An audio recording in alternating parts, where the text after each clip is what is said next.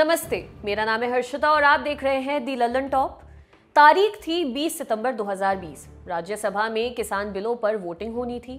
इस बहस तलब बिल पर होने वाली वोटिंग पर देश की नजरें थीं। चेयर पर उपसभापति हरिवंश थे।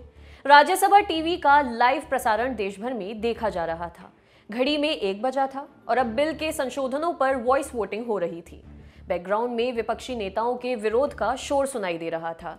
1:10 पर टीएमसी के सांसद डेरेक ओब्रायन चेयर के पास पहुंचे और छीनकर रूल बुक फाड़ने लगे। दोपहर के 1:15 बजे के आसपास का समय था। उपसभापति हरिवंश ने वोटिंग के लिए फार्म बिल को टेबल करने की बात कही थी और इसके कुछ ही देर बाद राज्यसभा टीवी के प्रसारण से ऑडियो म्यूट हो गया।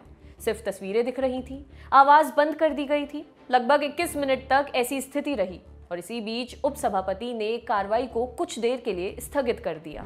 इस माइक से आवाज चले जाने पर भी बहुत शोर हुआ था। विपक्षियों और आलोचकों की तरफ से सीधे सरकार पर आरोप लगाए गए थे और इसे लेकर आरटीआई कार्यकर्ता साकेत गोखले ने राज्यसभा टीवी में एक आरटीआई एप्लीकेशन दायर किया। पूछा कि माइक क्यों बंद हुआ था, अगर कोई तकनीकी गड़बड़ी थी तो उसका ब्यौरा दें और ये भी बताएं कि कुछ देर में कैसे इसे रिस्टोर कर लिया गया और ये भी कि अगर वॉइस फीड को जानबूझकर बंद किया गया था तो किसके आदेश पर और क्यों बंद हुआ था। जवाब आया। जवाब में लिखा गया कि इस बारे में राज्यसभा टीवी के पास कोई जानकारी नहीं है। चैम्बर के भीतर ऑडियो फीड की जिम्मेदारी सीपीडब्ल्यूडी की है। सीपीडब्ल्यूडी यानी केंद्रीय लोक निर्माण विभाग, जो केंद्रीय आवास और शहरी कार्य मंत्रालय के अधीन आता है। इस समय ये मंत्रालय केंद्रीय मंत्री हरदीप सिंह पुरी के अधीन है। सीपीडब्ल्यूडी का काम बिल्डिंग, रोड, पुल, flyover, stadium, auditorium, lab, bunker और बॉर्डर की बाड़बंदी के निर्माण का है। राज्यसभा टीवी द्वारा दी गई जानकारी के हिसाब से संसद के अंदर के कामधाम का बड़ा हिस्सा भी सीपीडब्ल्यूडी के जिम्मे ही है। राज्यसभा टीवी ने आरटीआई को एप्लीकेशन की जवाब के लिए सीपीडब्ल्यूडी को प्रेषित कर दिया।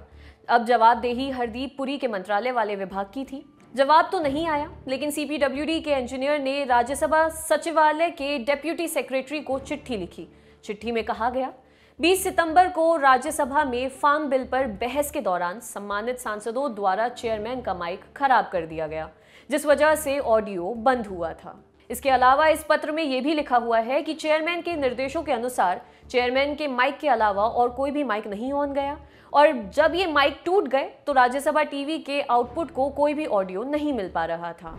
इसके साथ ही पत्र में यह भी जानकारी दी गई है कि कोई भी तकनीकी दिक्कत नहीं थी, सब कुछ सही था और मार्शल और टेबल ऑफिस द्वारा जब टूटे हुए माइकों को बदल दिया गया तभी ऑडियो फीड शुरू किया जा सका। इस मामले को साकेत गोखले ने अपने ट्विटर पर भी शेयर किया है। साथ ही सीपीडब्ल्यूडी ने भी अपने ट्विटर खाते पर इस बारे में कुछ न कुछ लिखा है। बताया है कि टूटे हुए माइकों को बदलने में लगभग आधे घंटे का समय लगा था। सीपीडब्ल्यूडी के कुछ और ट्वीट को लेकर साकेत गोखले ने कहा कि केंद्र विभाग द्वारा उन्हें धमकाने की कोशिश की जा रही है, लेकिन पत्र से ये तो कम से कम साफ ही है कि चेयर के आदेश पर बाकी सदस्यों के माइक ऑफ किए गए थे। आपके लिए खबर लिखी थी हमारे साथी सिद्धांत ने।